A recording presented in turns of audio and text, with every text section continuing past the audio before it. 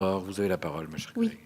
merci, Monsieur le Président. Madame la ministre, comme vous le savez, les habitants de l'Avant-Pays savoyard, bassin de vie de 30 000 habitants, connaissent de grandes difficultés de mobilité au quotidien depuis le 9 décembre dernier. Pour cause de travaux en gare de Lyon-Pardieu, 8 trains express régionaux sur 10 ont été supprimés sur la ligne Chambéry-Lyon par la région Auvergne-Rhône-Alpes sans concertation préalable. Cette ligne régionale connaît de nombreuses petites gares qui permettent à ses habitants de se déplacer facilement et aux communes d'être attractives.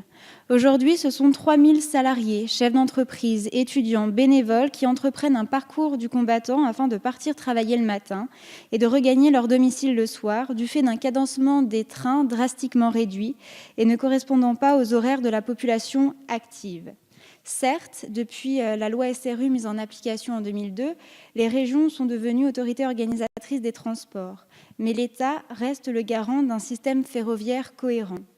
Depuis plusieurs semaines, la situation est bloquée. Les habitants de l'Avant-Pays savoyard n'ont plus de solution correcte de transport en commun, alors qu'ils sont à plusieurs dizaines de kilomètres de leur emploi.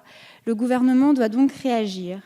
Cette situation est ubuesque, alors que nos vallées en Savoie connaissent chaque année davantage de pollution, que SNCF Réseau a investi 55 millions d'euros sur cette ligne l'année dernière, qu'un droit à la mobilité sera bientôt reconnu dans la loi d'orientation des mobilités que vous porterez prochainement.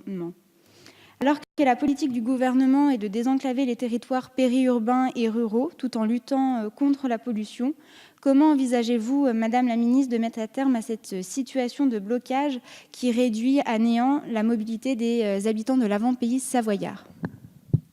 Merci, Madame la Ministre, vous avez la parole. Merci, Monsieur le Président, Mesdames et Messieurs les députés, Madame la députée Tiffany Degois. Alors, vous m'avez effectivement alerté sur les difficultés des habitants de l'Avant-Pays savoyard lors de mon déplacement récent en Savoie. Vous savez, le pôle d'échange multimodal de Lyon-Pardieu connaît des travaux très importants destinés à assurer la désaturation de cette gare majeure, aussi bien pour les services TGV que TER. En particulier, pour faciliter l'exploitation ferroviaire et améliorer la régularité des trains, la signalisation va être modifiée et une nouvelle voie créée.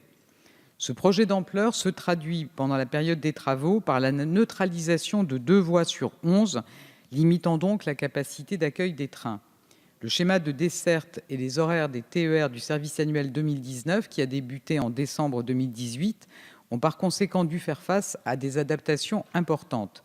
Celles-ci ont donné lieu à une concertation étroite entre les services de SNCF Réseau, SNCF Mobilité et la région Auvergne-Rhône-Alpes. En effet, en tant qu'autorité organisatrice des services ferroviaires régionaux, la région Auvergne-Rhône-Alpes est la seule compétente pour définir l'offre de services TER en fonction de l'analyse qu'elle fait des besoins de mobilité dans son ressort territorial et en tenant également compte des contraintes d'exploitation. L'État, en application du principe de libre administration des collectivités territoriales, ne peut pas intervenir dans ces choix. En ce qui concerne plus particulièrement les services TER entre Chambéry et Lyon, 2 itinéraires sont proposés aux voyageurs, l'un via Aix-les-Bains, l'autre via Lépin-le-Lac et Pont de Beauvoisin. Sur ce dernier itinéraire, pour répondre aux principaux besoins de mobilité des habitants de l'Avant-Pays savoyard, 2 trains directs sont conservés en heure de pointe le matin pour se rendre à Lyon et 2 le soir en sens inverse. Mais en raison des travaux, les autres liaisons proposées comportent dans la majorité des cas une correspondance entre un service routier assurant la desserte fine du territoire de l'Avant-Pays savoyard et un service ferroviaire jusqu'à Lyon. Je comprends parfaitement la sensibilité des voyageurs au rallongement des temps de parcours que ces adaptations du plan de transport TER impliquent et j'appelle de mes voeux davantage de concertation de la part de la région en lien avec la SNCF. Vous avez la parole, éventuellement, ma chère collègue. Oui, simplement quelques mots pour préciser.